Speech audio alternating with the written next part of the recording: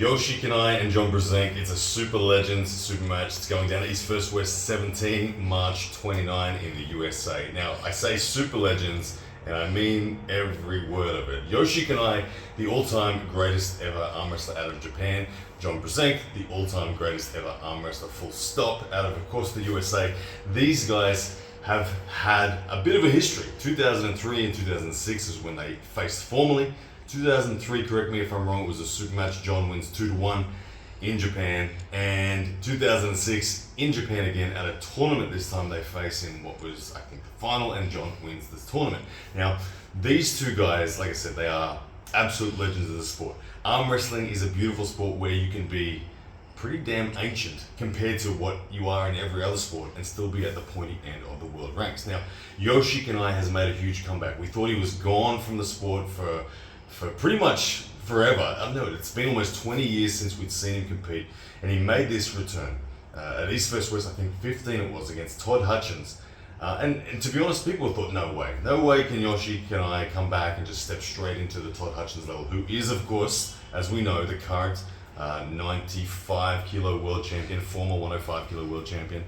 Anyway, Kanai puts up a huge fight and actually is able to stop Todd Hutchins for a considerable amount of time, really get into the match. Now, if we look at Brzenk on the other hand, we know John's been active again in the sport since about 2019. He's really gotten back into the sport, and we've seen him get so close to becoming the world champion at 105, so close to becoming the world champion at 95. He's been consistently in the top 5 world ranks, whatever weight category he's in, always right there against people like Irakli, and John just always turns up. Now, John has never lost to Kanai. He's lost a round, but he's never lost a match. They've done some practice pulling as well over the years, and Yoshi has been able to get pins on John.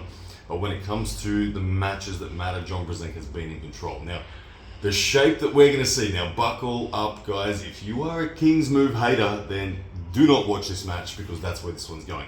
Kanai, he's the original gangster of the King's Move. Okay, he's older than Michael Todd. He's been around more than George Zakowicz, and his achievements with the King's Move are more significant. He's the original and one of the most effective King's Movers there is. Think about that match against Todd Hutchins. He gets down, he could stand up against the side pressure of Todd Hutchins. He started singing and dancing and whistling. I don't know what that was, but he was happy once he got that stop.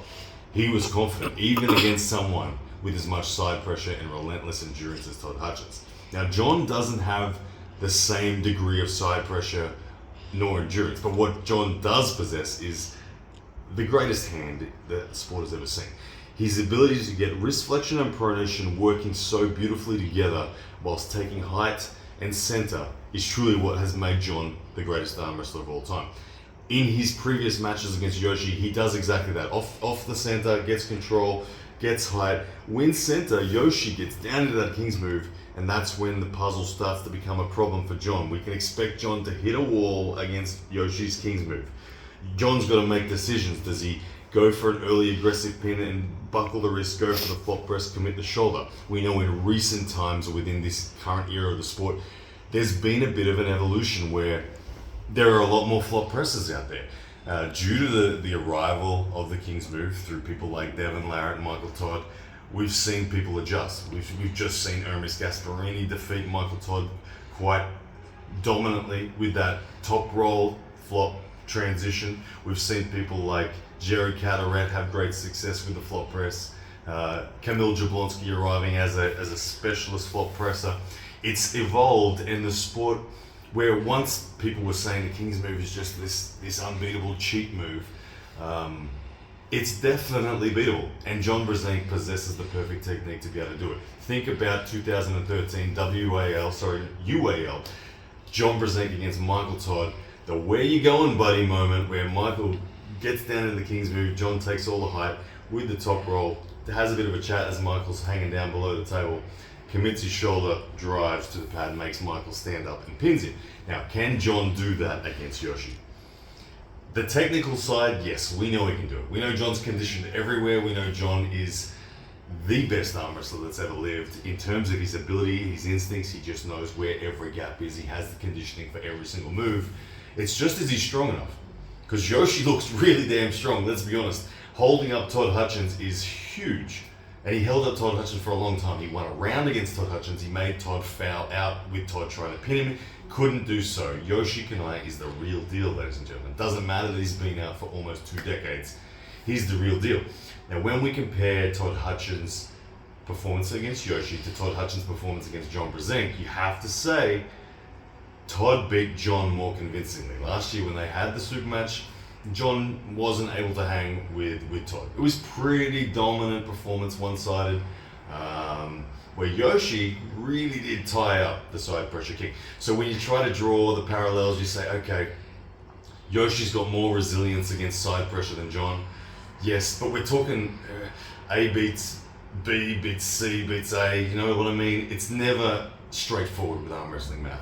John will win hand control. This is going to come down to John's ability to maintain side pressure and hand control against Yoshi's ability to not bleed out his bicep.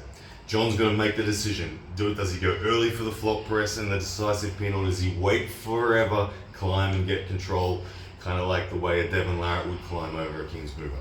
Either way, this is a super legend match. It's an absolutely awesome one. Do not miss it. If you're a fan of the King's Move, you'll love it. If you hate the King's Move, look away, because Yoshi is going to spend a lot of time down there. Will he keep his shoulder above the table? All these things. Yoshi's from an era where that shoulder rule wasn't so heavily policed. I've seen footage of Yoshi stopping John in what would today be called a foul. So he's got to be careful, but that said, look, he had no problem stopping Todd Hutchins and staying in the legal position. So I expect Yoshi and John to be an absolute war. It goes down East vs West 17, March 29. Do not miss it.